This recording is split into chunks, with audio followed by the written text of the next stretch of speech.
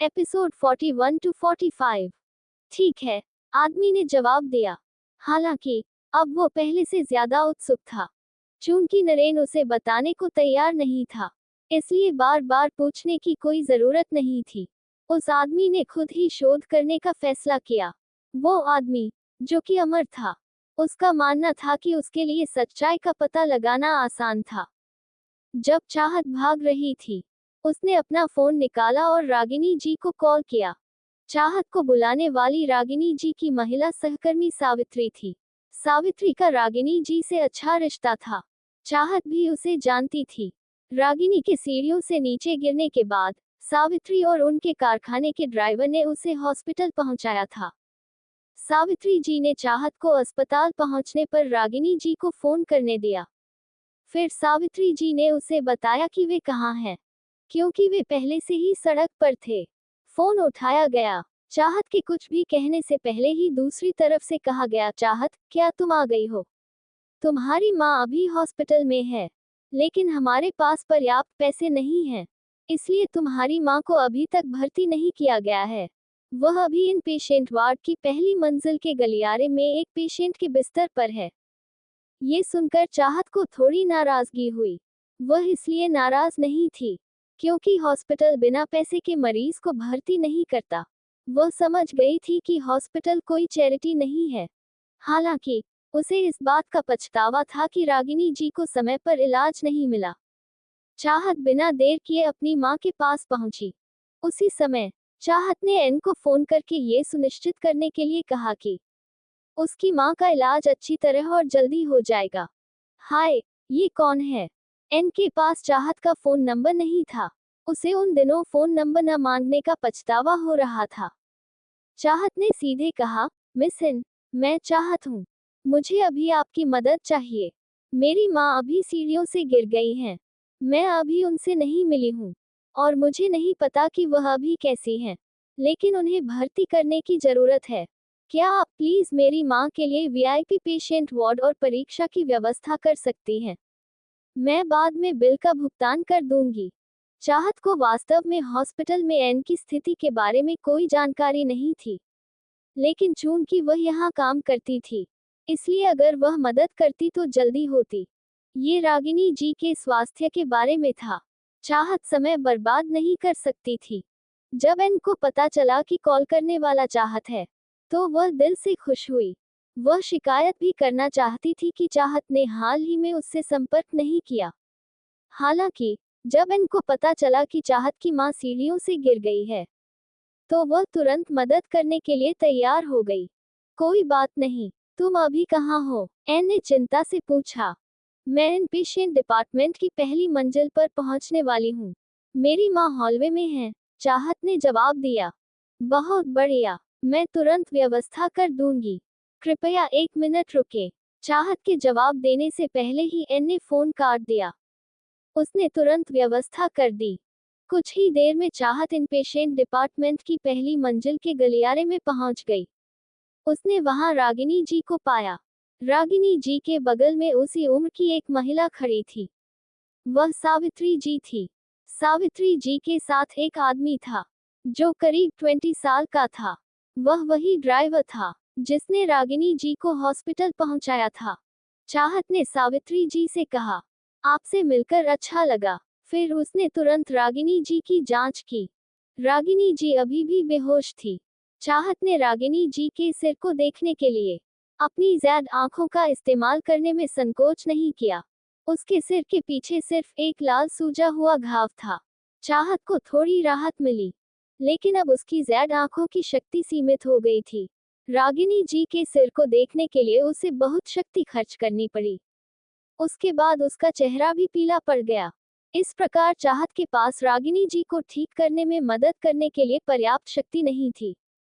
पुनर्जन्म से लेकर अब तक चाहत कभी भी अपनी ज़ैद आंखों में पर्याप्त शक्ति पाने के लिए इतनी उत्सुक नहीं थी। उस स्थिति में वह रागिनी जी की मदद करने में सक्षम होगी, लेकिन अब वह कुछ नहीं कर सकती थी। कुछ मिनटों के बाद एन कई अन्य पुरुष डॉक्टरों के साथ चाहत के पास आई। चाहत, मैंने पहले ही जांच उपकरणों के साथ एक वीआईपी रोगी कक्ष की व्यवस्था कर ली है। चलो अब वहां चलते हैं। एन ने कहा। उन पुरुष डॉक्टरों ने रोगी बिस्तर को आगे धकेल दिया जिस पर रागिनी जी लेटा हुआ था। सावित्री जी ने आश्चर्य से अपनी आंखें गोल कर ली। वो रागिनी जी की आर्थिक स्थिति को अच्छी तरह से जानती थी। रागिनी जी मुश्किल से हॉस्पिटल का खर्च वहन कर पाती थी, लेकिन अब वह वीआईपी पेशेंट वार्ड में रहने जा रही थी। हालांकि सावित्री उत्सुक थी, लेकिन पूछना उचित नहीं था। मेरी माँ को हॉस्पिटल ले जाने के लिए आपका बहुत बहुत धन्यवाद। मैं समझती हूँ कि आपको अभी भी काम करना है। जब मेरी माँ जाग जाएंगी तो हम आपको फिर से धन्यवाद देंगे, चाहया ने सावित्री और ड्राइवर से कहा। चाहत और उसकी माँ मूल रूप से उन्हें धन्यवाद देने के लिए भोजन या कुछ उपहार खरीदती थी। इसकी चिंता मत करो, तुम्हारी माँ का स्वास्थ्य अब तुम्हारे लिए सबसे महत्वपूर्ण है। उसकी अच्छी तरह से देखभाल करो और हम वापस जा रहे हैं, सावित्री ने जवाब दिया। फिर ड्राइवर के साथ चला गया। जब चाहत और अन्य लोग पेशेंट वार्ड में आए तो माइकल ने उसे बुलाया। माइकल और उसके दोस्तों ने टैक्सी ली थी और वे 10 मिनट देर से पहुंचे थे। बॉस, आप कहाँ हैं? हम अभी हॉस्पिटल में हैं, माइकल ने चिंता में पूछा। चाहत ने जवाब दिया, कमरा 108, इनपेशेंट डिपार्टमेंट की सेकंड फ्लोर। उसने तुरंत फोन काट, क्योंकि उसे रागिनी जी से मिलने की जल्दी थी। माइकल को थोड़ा आश्चर्य हुआ जब उसने कमरा 108 सुना। ये वीआईपी पेशेंट कमरा कैसे हो सकता है? हालांकि माइकल हैरान था, लेकिन उसे यकीन था कि उसने ये बात साफ साफ सुनी है। शक करने का समय नहीं था। माइकल को मरीज के कमरे का नंबर पता था, इसलिए वह तुरंत आगे भागा। एन ने रागिनी जी के शरीर की व्यक्तिगत रूप से जांच की। चाहत एक तरफ खड़ी थी। हालांकि वह चिंतित थी, लेकिन वह चुप रही। वह एन को परेशान नहीं करना चाहती थी। माइकल और बाकी लोग जल्दी ही वहां पहुंच गए। उन्होंने देखा कि रागिनी जी की जांच चल रही थी, इसलिए वे तुरंत वहां नहीं गए। वे उन्हें परेशान नहीं करना चाहते थे। माइकल, यहाँ क्या हो रहा है? चाहत की माँ वीआईपी पेशेंट वार्ड में कैसे है? ईशानी को पता नहीं चला कि चाहत की माँ वीआईपी पेशेंट वार्ड में तब तक रही जब तक वह नहीं पहुंची। वह बहुत हैरान थी क्योंकि वह चाहत के परिवार की आर्थिक स्थिति के बारे में अच्छी तरह जानती थी। मुझे भी कुछ पता नहीं। माइकल भी उलझन में था। बॉस की माँ वीआईपी पेशेंट वार्ड में क्यों नहीं रह सकती? रानी और उसके भाई चाहत की पृष्ठभूमि नहीं जानते थे। वे सभी माइकल और ईशानी के बीच बातचीत से हैरान थे। माइकल ने रानी और उसके भाइयों को चाहत के परिवार की आर्थिक स्थिति के बारे में बताया। रानी और उसके भाइयों को चाहत से बहुत सहानुभूति थी। उनका मानना था कि चाहत की मां बेहतर इलाज पाने के लिए वीआईपी मरीज कक्ष में रुकी थी। इस बीच लागत भी अधिक थी। रानी ने कहा, हम बॉस को अकेले सारे बिल चुकाने नहीं दे सकते। मैं उसकी मां के इलाज का खर्च उठाऊंगा। उसने अपने बॉस का समर्थन करने के लिए ऐसा किया। मैं भी। माइकल और रानी के दोस्त सभी सहमत हुए। हालांकि रानी का एक दोस्त अनाथ था। उसने रानी और उसके दोस्त ने साथ मिलकर एक बार खोला था। बार बहुत लाभदायक था, इसलिए वह अब एक अमीर लड़का था। केवल ईशानी, जो चाहत के समान ही गरीब परिवार से थी, को दोषी महसूस हुआ। वह चाहत की बिल्कुल भी मदद नहीं कर पा रही थी, क्योंकि उसकी मां को अब दवा खरीदने के लिए बड़ी रकम की जरूरत थी। माइकल समझ गया कि ईशानी दुखी है। उसने उसे सांत्वना दी, ईशु, मैं तुम्हारा बैकग्राउंड जानता हूँ। तुम्हें बिल्कुल भी दोषी महसूस करने की जरूरत नहीं है, क्योंकि तुम्हें भी मदद की जरूरत है। अगर तुम्हें हमारी जरूरत है, तो हमें बता देना। ये सुनकर रानी और उसके भाइयों को पता चला कि ईशानी का परिवार भी गरीब था। बिल्कुल, अब हम दोस्त हैं। अगर आपको हमारी जरूरत हो, तो बेझिझक हमें बताएं। रानी और उसके भाई सहमत हुए। दरअसल उन्हें पैसों की कोई परवाह नहीं थी। उन्हें दोस्ती से ज्यादा लगाव था। ईशानी इतनी भावुक हो गई कि रोने ही वाली थी। हालांकि उसे मदद की जरूरत थी, लेकिन वह उन पर कोई एहसान नहीं करना चाहती थी।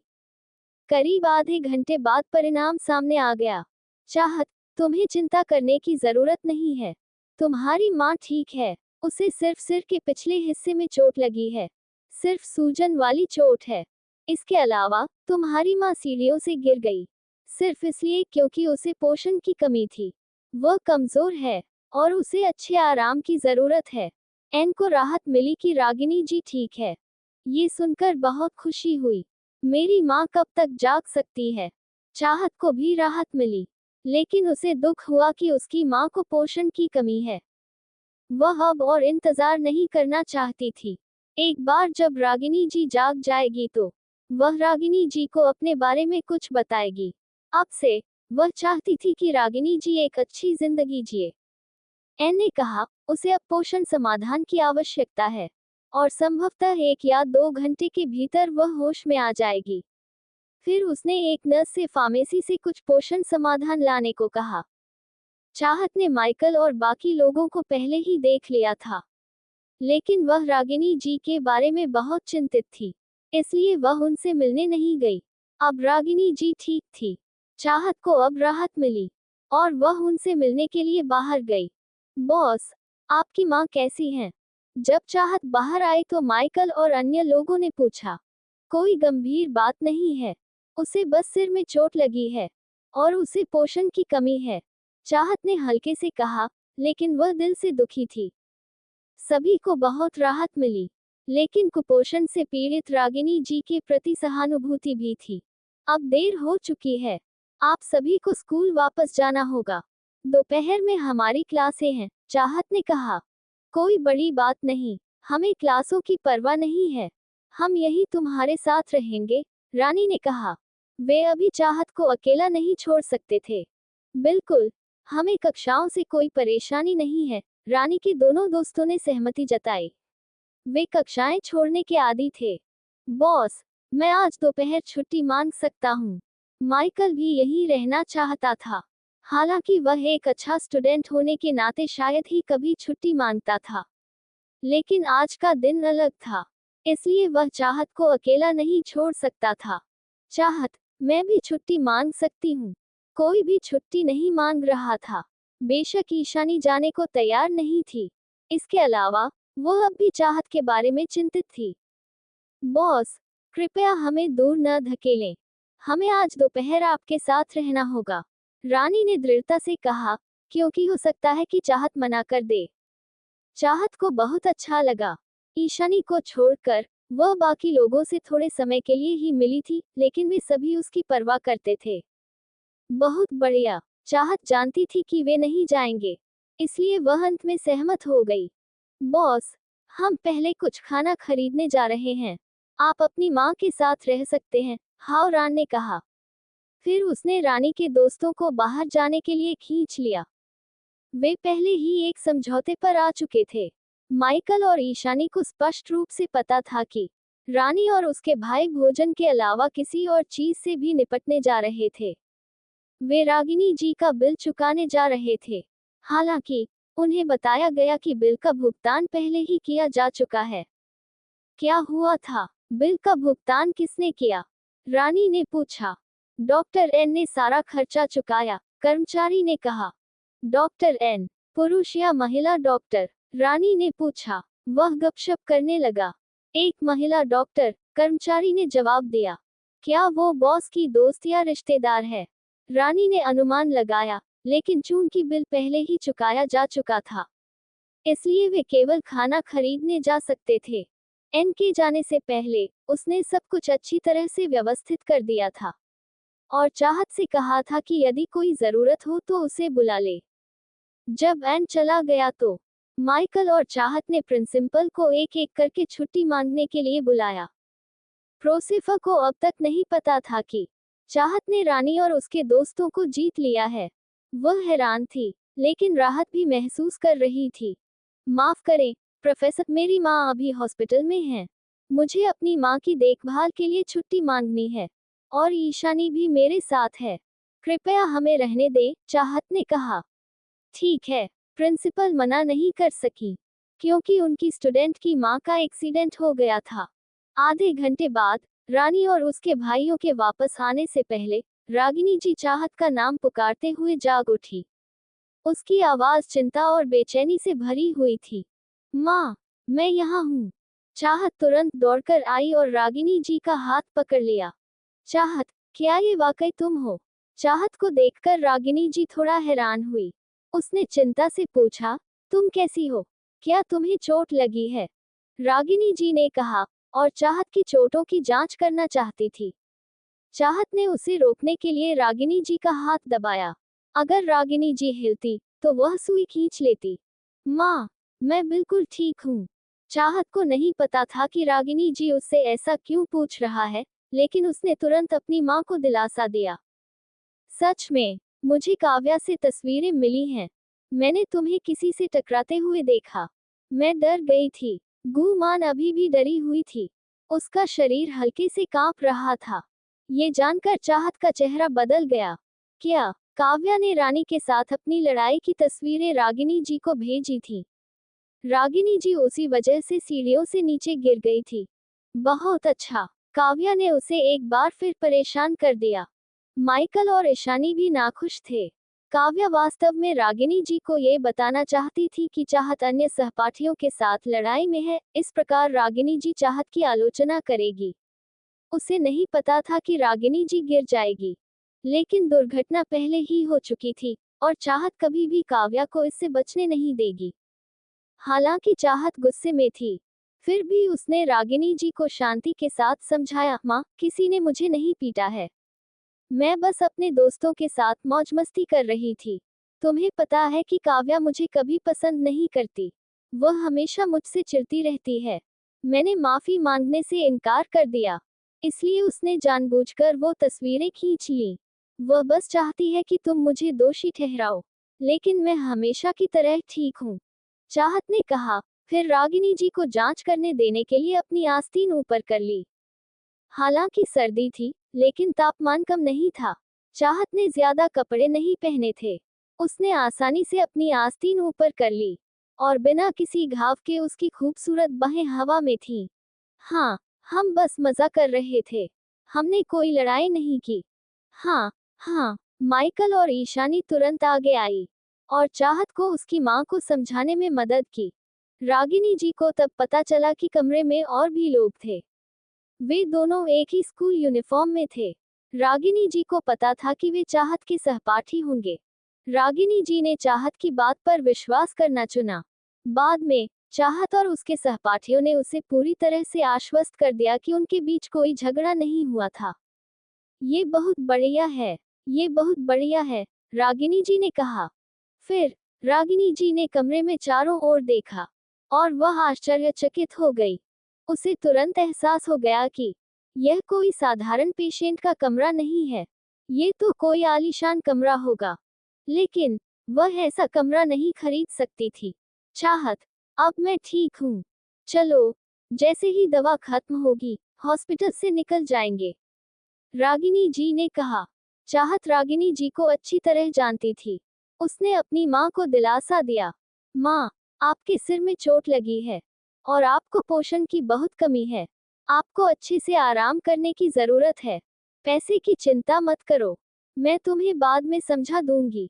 चूंकि माइकल और ईशानी दोनों यहाँ थे, चाहत अब अपनी माँ को नहीं बता सकती थी।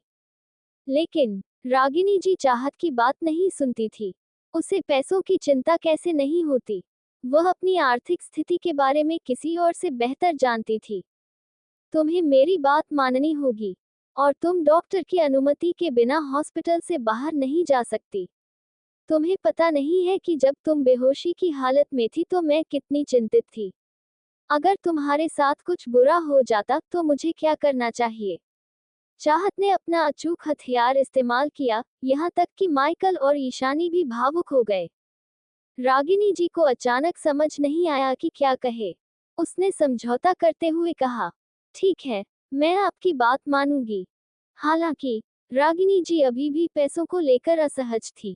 चाहत को स्पष्ट रूप से पता था कि उसकी माँ किस बात को लेकर चिंतित थी, लेकिन उसे अपने दोस्तों के चले जाने तक इंतजार करना पड़ा।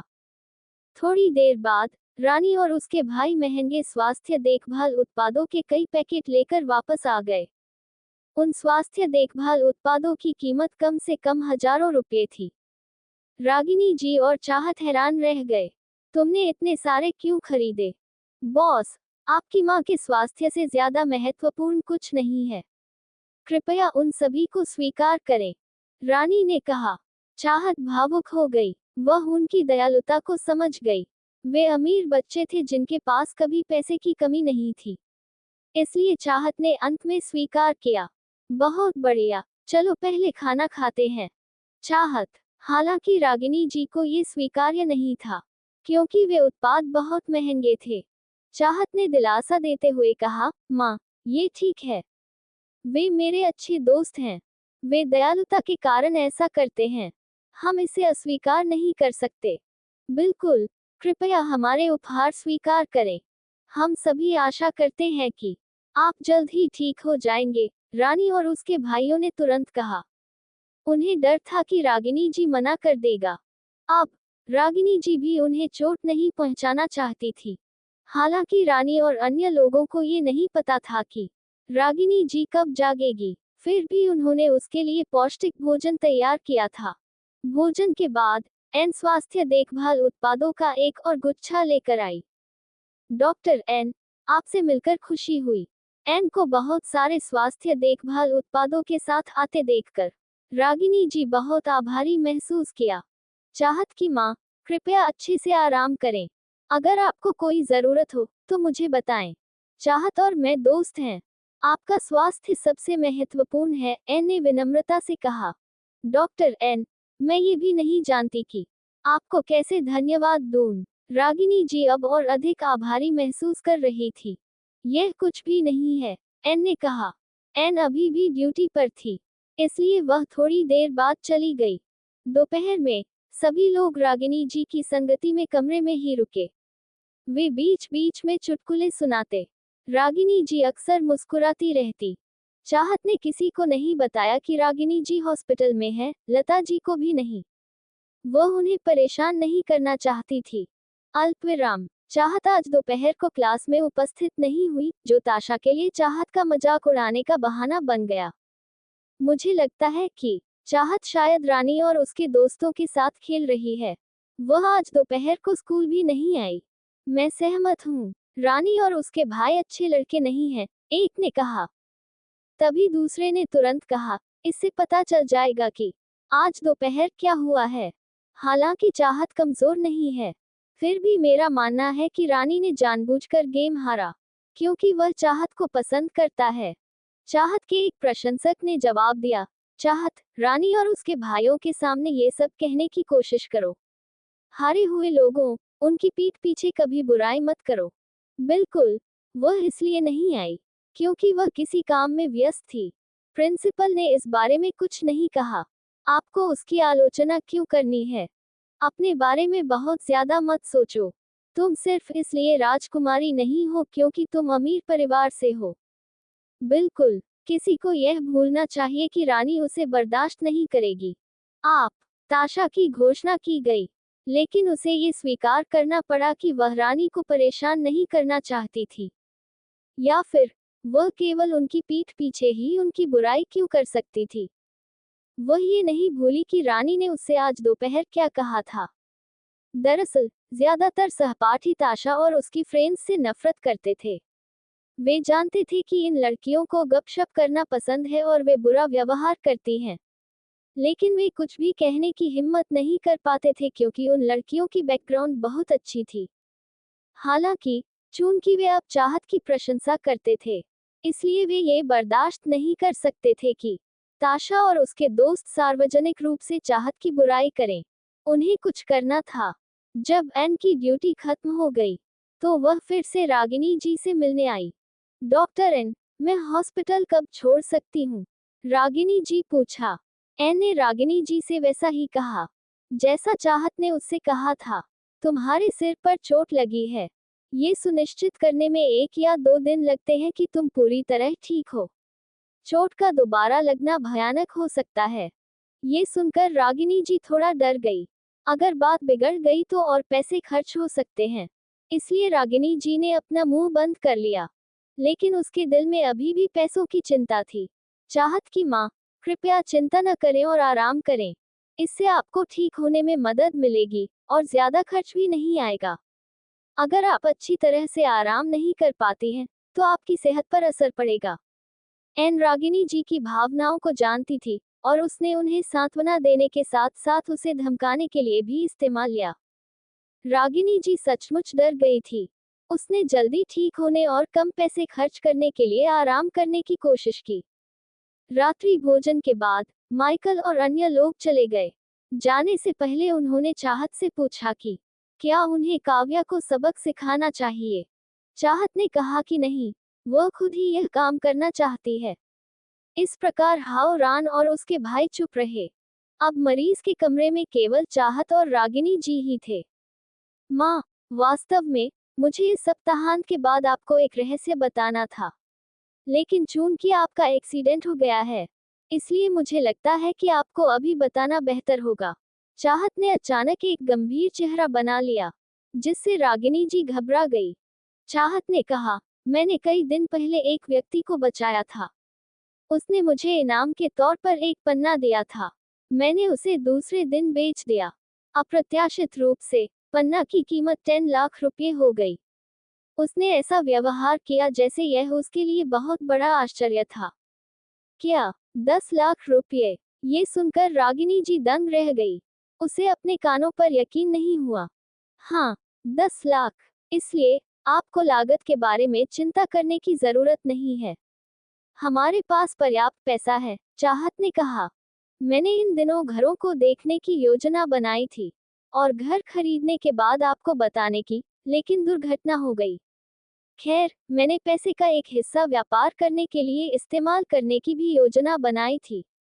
माइकल एक ज्वेलरी स्टोर चलाता है, जो लाभदायक है। मुझे लगता है कि मैं कुछ शेयर खरीदूंगा। चाहत ने शेयरों के बारे में झूठ बोला। वह बस माइकल का उपयोग करके अपनी मां को मनाना चाहती थी। रागिनी जी अब पूरी तरह सदमे में थी। उसने अपना मुंह खोला, लेकिन एक शब्द भी नहीं बोल सकी। चाहत ने आगे कहा, और मेरी कार दुर्घटना के बाद मेरी याददाश्त अचानक बहुत अच्छी हो गई। मैं जो कुछ भी पढ़ता हूँ, उसे याद रख सकता हूँ। मैं पहले पढ़ाई में बहुत कमजोर था, लेकिन अब मैंने जो कुछ भी पढ़ा है उसे अपने दिमाग में रख सकता हूँ। मुझे लगता है कि मेरे लिए राजधानी शहर के सबसे अच्छे विश्वविद्यालय में प्रवेश पाना भी आसान है। इसके अलावा, अगर मैं अपने कौशल का उपयोग व्यवसाय करने के लिए नहीं करता हूँ, तो ये बेकार होगा। अंत में, चाहत खुद की तारीफ करना नहीं भूली। कुछ ही देर में रागिनी जी रो पड़ी। कोई नहीं जानता था कि वह डर के मारे रोई थी, खुशी के कारण या किसी और वजह से। माँ, चाहत थोड़ी घबराई हुई थी।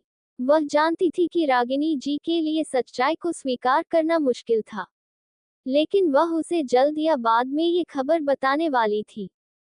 मैं ठीक हूँ, चाहत। तुम आखिरकार बेहतर और बेहतर हो रही हो।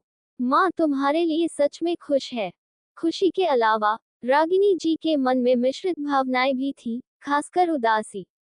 रागिनी जी खुश थी कि चाहत बेहतर हो रही थी। हालांकि, वे सभी अमीर बच्चे बिना किसी चिंता के जीवन जी रहे थे, जबकि चाहत ने व्यवसाय करना शुरू कर दिया था। रागिनी जी ने खुद को बेकार होने के लिए दोषी ठहराया। उसने अपनी बेटी को एक अच्छा जीवन नहीं दिया। ओह, तुमने उस व्यक्ति को कैसे बचाया? क्या तुम खतरे में थे? क्या यह विश्वसनीय है कि उस व्यक्ति ने तुम्हें इतनी महंगी वस्तु दी? क्या तुम बाद में किसी मुसीबत में पड़ोगी? रागिनी जी ने चिंता में पूछा। उसे अपनी बेटी की सुरक्षा की सबसे ज्यादा चिंता थी। ये ठीक है, वह व्यक्ति बहुत अमीर है। उसे इसकी परवाह नहीं है। मैं आज उससे मिली। वही था जिसने मुझे हॉस्पिटल पहुंचाया, चाहत ने कहा। चाहत ने रागिनी जी को दिलासा देने के लिए उस आदमी को एक अच्छा आदमी बनाने की कोशिश की।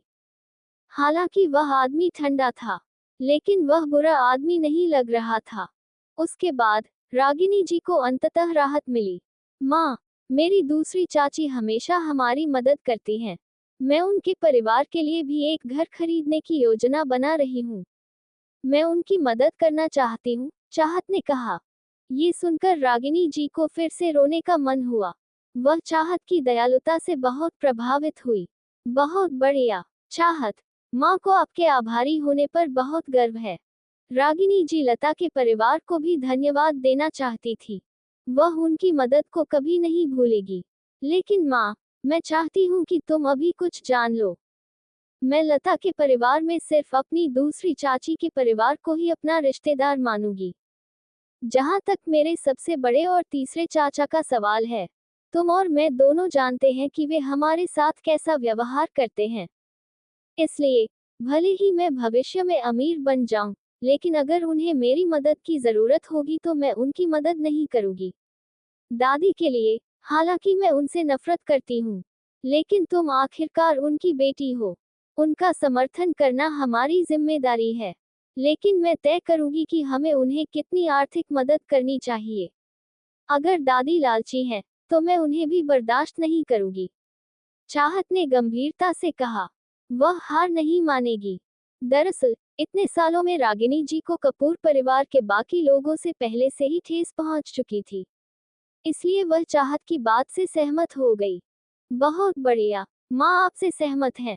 रागिनी जी ने बिना किसी हिचकिचाहट के उत्तर दिया। चाहत को राहत मिली जब रागिनी जी ने सहमति जताई। उसे चिंता थी कि रागिनी जी अपमान और तिरस्कार को भूल जाएगी क्योंकि वे बुरे लोग उसके परिवार के सदस्य थे। ओह, कृपया मेरी दूसरी चाची को मत बताना कि मैं उनके लिए घर खरीदने जा रहा हूँ। जब काम पूरा हो जाए तो उन्हें बता देना, चाहत ने कहा। जरूर, रागिनी जी ने जवाब दिया। इसके अलावा माइकल इस सप्ताहांत कुछ व्यवसाय से निपटने के लिए सिटी जी जा रहा है। ईशानी और मैं भी उसके साथ जाएंगे। हम सीखने जा रहे हैं। कृपया मेरी चिंता न करें। मैं अपना अच्छा ख्याल रखूंगी। चाहत ने फिर से माइकल और ईशानी को रागिनी जी को सांत्वना देने के बहाने के रूप में इस्तेमाल किया। हालांकि रागिनी जी चिंतित थी। उसने चाहत को नहीं रोका। उसे लगा कि चाहत बड़ी हो गई है और अपने फैसले खुद ले सकती है। चूंकि उसके पास एक योजना थी, इसलिए रागिनी जी का मानना था कि उसे अपनी बेटी पर बोझ नहीं डालना चाहिए। माँ, मुझे भी उम्मीद है कि आपको इतनी मेहनत करने की जरूरत नहीं पड़ेगी। इसलिए आप नौकरी क्यों नहीं छोड़ देती? मेरे पास अब पर्याप्त पैसा है और मैं और अधिक कमाने जा रहा हूँ। मैं अब आपकी मदद कर सकता हूँ। आप खरीदारी करने जा सकती हैं, अपनी त्वचा की देखभाल कर सकती हैं, कुछ मेकअप खरीद सकती हैं, या यात्रा कर सकती हैं। माँ, मैं चाहता हूँ कि आप अपने जीवन का आनंद लें। अगर आप अभी भी काम करना चाहती हैं तो आप मुझे बता सकती हैं कि आपको क्या करना पसंद है। मैं आपके लिए एक छोटी सी दुकान खरीद सकता हूँ। हम दुकान चलाने के लिए किसी को काम पर रखेंगे। अगर आपको बोरियत महसूस होती है तो आप जाकर देख सकती हैं। अगर आप नहीं चाहती हैं तो आप घर पर रह सकती हैं, चाहत ने कहा। रागिनी जी को और भी सहज महसूस कराने के लिए चाहत ने आगे कहा, माँ, हम माँ और बेटी हैं। हम एक परिवार हैं। मेरा अपना है। कृपया बिल्कुल भी दोषी महसूस न करें।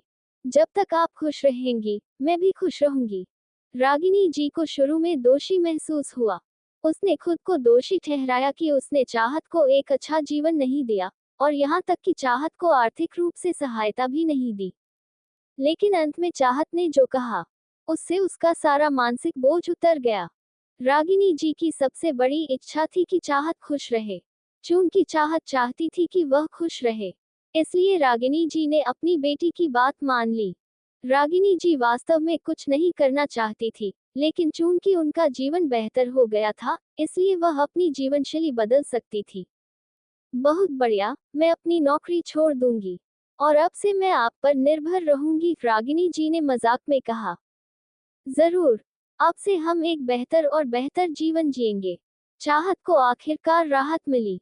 काव्या का परिवार शहर के पास एक महंगे इलाके में एक बड़े घर में रहता था। शाम की कक्षा के बाद काव्या अपनी माँ रेशमा जी से शिकायत करते हुए घर वापस गई। माँ, चाहत ने कहा है कि वह मुझसे माफी नहीं मांगेगी।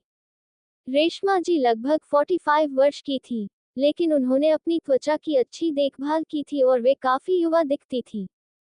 रेशमा जी का एक बेटा और एक बेटी थी।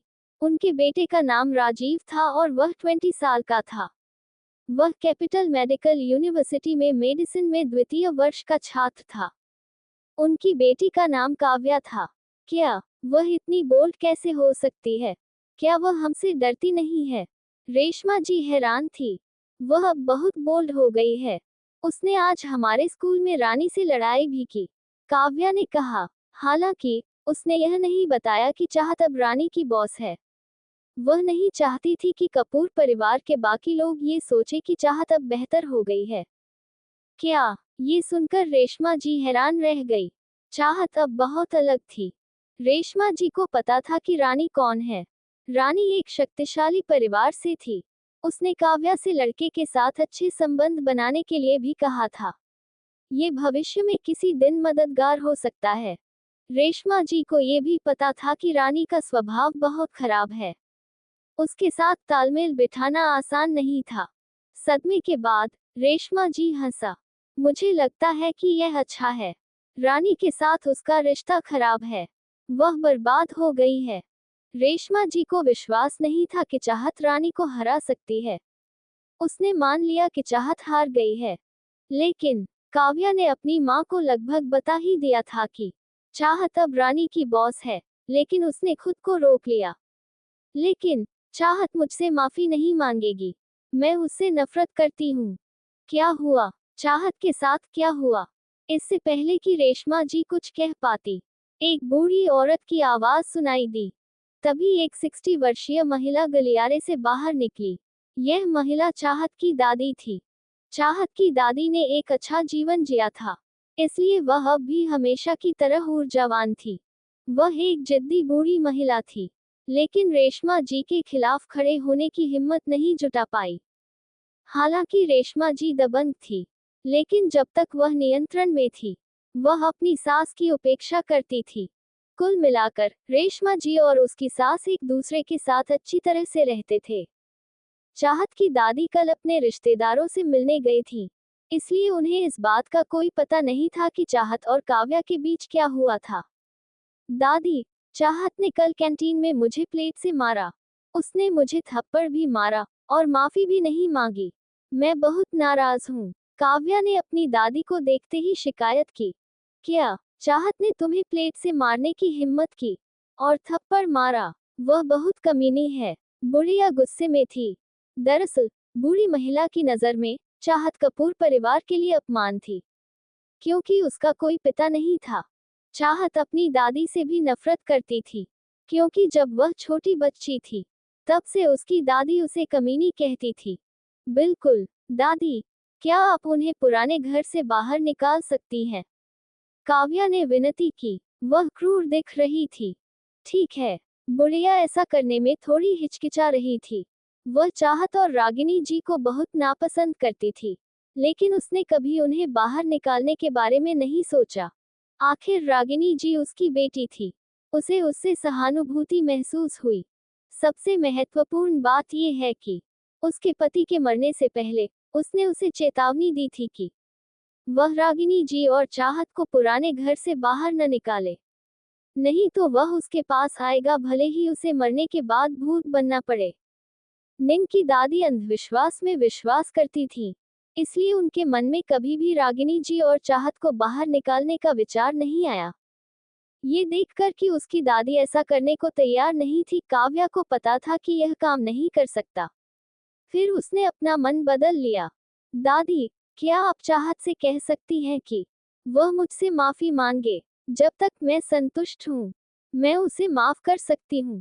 कोई बात नहीं, मैं अभी चाहत को फोन करूंगी और उससे कहूंगी कि वह आपसे माफी मांगे। इस बार बुढ़िया ने मना नहीं किया, बल्कि तुरंत अपना फोन निकाल लिया। लेकिन बूढ़ी महिला के पास चाहत का फोन नंबर नहीं था, क्योंकि वह चाहत से बहुत नफरत करती थी। इसलिए वह केवल रागिनी जी को ही कॉल कर सकती थी। रात के करीब 10 बज रहे थे और बहुत देर नहीं हुई थी।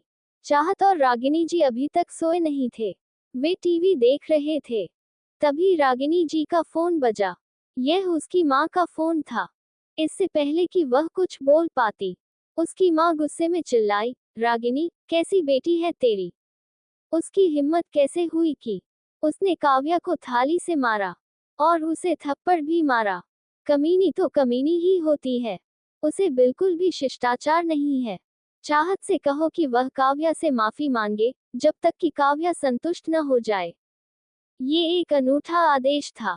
रागिनी जी की माँ लगभग चिल्ला उठी, ताकि चाहत उसे साफ साफ सुन सके। चाहत को वास्तव में इस बात की परवाह नहीं थी कि उसकी दादी उसके बारे में क्या सोचती है, लेकिन वह अपनी दादी द्वारा उसे कमीना कहे जाने को बर्दाश्त नहीं कर सकती थी। रागिनी जी जानती थी कि ये चाहत की गलती नहीं थी। उसे बहुत दुख हुआ, और अपनी माँ को अपनी बेटी को कमीनी कहते हुए सुनकर रागिनी जी को ठेस पहुंची।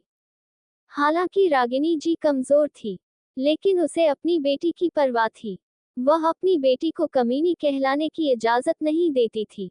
इस बार रागिनी जी पूरी तरह से नाराज थी। वह लगभग रोते हुए बोली, माँ, चाहत कोई कमीनी नहीं है। वह मेरी बेटी है। भले ही आप उसे नापसंद करती हो, लेकिन आप उस पर इस तरह से गाली नहीं दे सकती। आप काव्या की बातों पर विश्वास नहीं कर सकती। चाहत ने उसे बिल्कुल भी चोट नहीं पहुंचाई। इसके अलावा ये चाहत की गलती नहीं थी। ये काव्या ही थी जिसने सबसे पहले चाहत को अपमानित किया। चाहत को माफी क्यों मांगनी चाहिए? बूढ़ी महिला रागिनी जी की भावनात्मक अभिव्यक्ति से हैरान थी। कुछ समय बीतने तक उसे होश नहीं आया। फिर वह आश्चर्यचकित होने के बजाय ज्यादा चिढ़ गई। चाहत एक कमीनी है। मैं यह स्वीकार नहीं करूंगी कि वह मेरी पोती है। उसे काव्या से माफी मांगनी चाहिए, या फिर तुम दोनों को पुराना घर छोड़ना होगा। अब क्या जवाब देंगी रागिनी जी? जानने के लिए सुनते रहें रिबॉर्न ऑफ डेंजरस वुमेन, सिर्फ मेरे चैनल MS नॉवल स्टोरी पर।